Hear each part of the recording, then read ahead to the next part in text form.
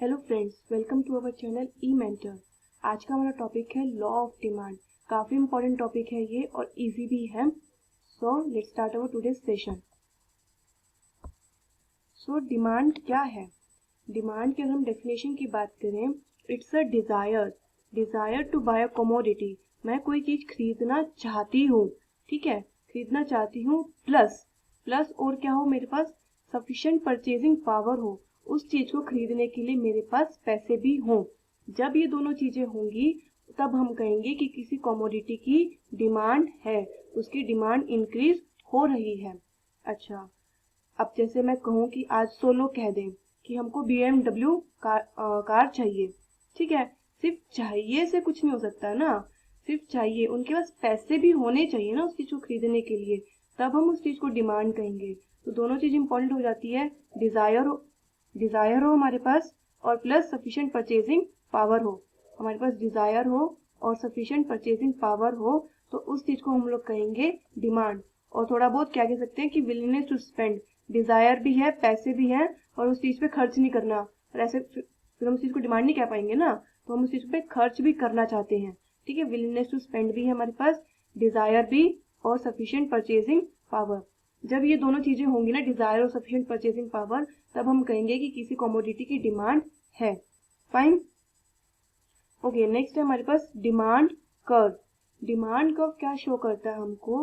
Relationship between price and demand, ठीक है, कि प्राइस के चेंज होने से हमारी क्वांटिटी डिमांडेड में क्या चेंज आता है, वो हमारी डिमांड कर्व दिखाती है हमको, ठीक है।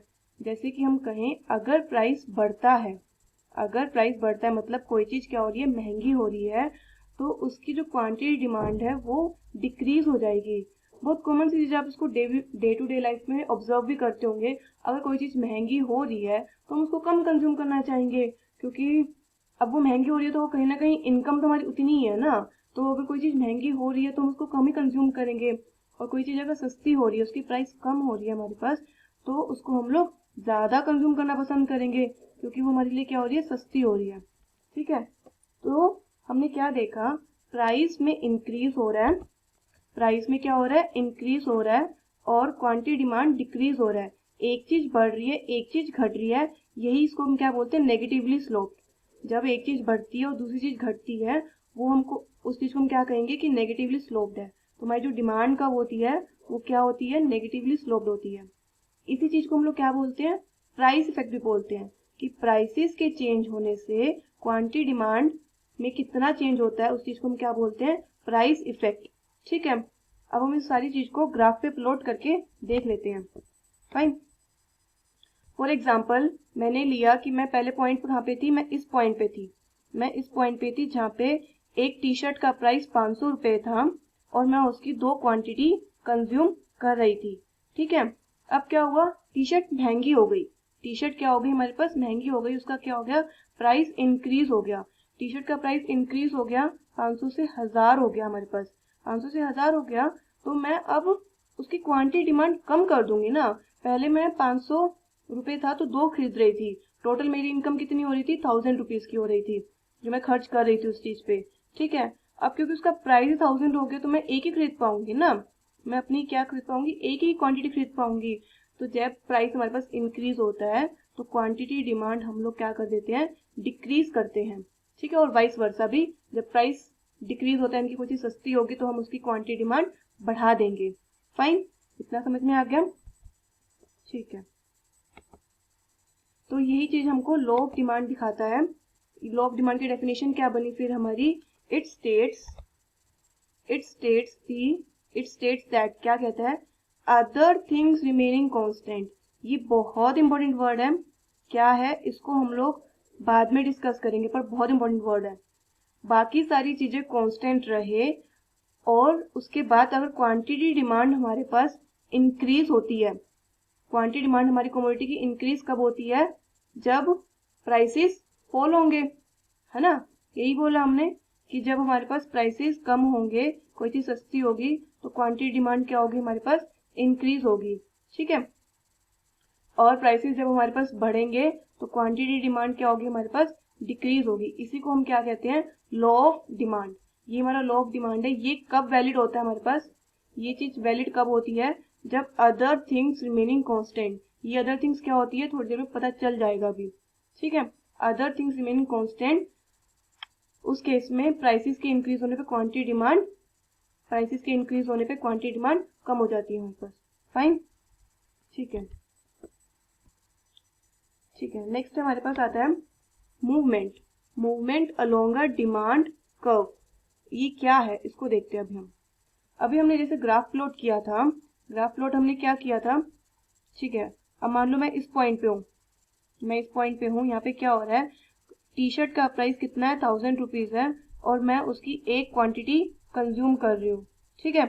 टी शर्ट का प्राइस क्या हो गया, कम हो गया, टी शर्ट का प्राइस कम हो गया, 500 रुपये हो गया, और मैं उसके 2 क्वांटिटी कंज्यूम कर रही हूँ। तो मैं ए पॉइंट से बी पॉइंट पे आ गई, ए पॉइंट से बी पॉइंट पे आ गई, मतलब फिसल के मैं नीचे आ गई ग्राफ में।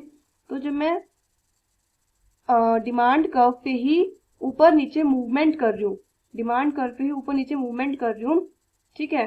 तो इससे हमारे पास दो चीजें होती है मूवमेंट करने से, या तो एक्सटेंशन ऑफ डिमांड हो सकता है या कॉन्ट्रैक्शन ऑफ डिमांड, ठीक है। एक्सटेंशन का मतलब, एक्सटेंशन का मतलब कि हमारी जो क्वांटिटी डिमांडेड है ना वो बढ़ रही है, वो क्या हो रही है, एक्सटेंड कर रही है। और क्वांटिटी डिमांड हमारे पास कब बढ़ती है, जब प्राइसेस फॉल होते हैं, ठीक है। सीधी सी बात है ना। एक्सटेंशन, डिमांड का एक्सटेंशन होना मतलब क्वांटिटी डिमांड का बढ़ना, और क्वांटिटी डिमांड कब बढ़ती है, जब प्राइसेस फॉल होते हैं। तो एक्सटेंशन ऑफ डिमांड का केस कब होता है हमारे पास, जब प्राइसेस फॉल होंगे और क्वांटिटी डिमांड बढ़ेगी, उस केस में हम लोग बोलेंगे एक्सटेंशन।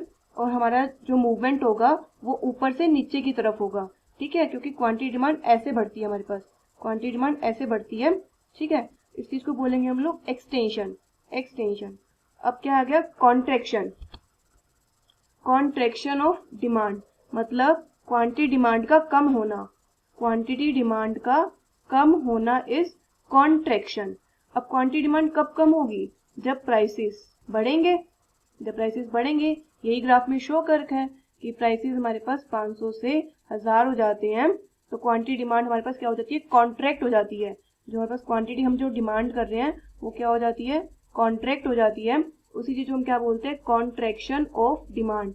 ये सारा मूवमेंट, ये सब कब होता है हमारे पास, occur only when on price change, ठीक है। जो कमोडिटी है, जैसे हमने यहाँ पे टी शर्ट का एग्जांपल लिया, सिर्फ उसके प्राइस में चेंज होना चाहिए, अदर फैक्टर्स जो भी हम बात कर रहे हैं बार बार वो कांस्टेंट रहने चाहिए। उस केस में हम लोग क्या कहते हैं कि जब ऑन प्राइस चेंज होता है, या तो एक्सटेंशन होगा, या तो एक्सटेंशन होगा या कॉन्ट्रैक्शन होगा। एक्सटेंशन मतलब डिमांड का बढ़ना, डिमांड का बढ़ना मतलब प्राइसेस का कम होना, और कॉन्ट्रैक्शन मतलब डिमांड का कम होना। डिमांड कब कम होती है हमारे पास, जब प्राइसेस हमारे पास इंक्रीज होते हैं। फाइन, ठीक है। तो जो अब तक हम लोग बोले जा रहे हैं कि अदर फैक्टर्स क्या है क्या है, तो उसकी हम लोग अगर बात करें तो वो आते हैं substitute goods, complementary goods, income consumer की, ठीक है, टेस्ट एंड प्रेफरेंस, एक्सपेक्टेशंस। ये एग्जैक्टली क्या है और ये कैसे हमारी अफेक्ट करते हैं क्वांटिटी डिमांड को, इसको हम लोग अपनी नेक्स्ट वीडियो में देखेंगे। काफी इंपॉर्टेंट टॉपिक है, इसलिए आप अच्छे से इसको ध्यान से समझिए और पढ़िएगा। तो आज की वीडियो में अभी इतना ही करते हैं, इसको मैं नेक्स्ट पार्ट में लेके आऊंगी।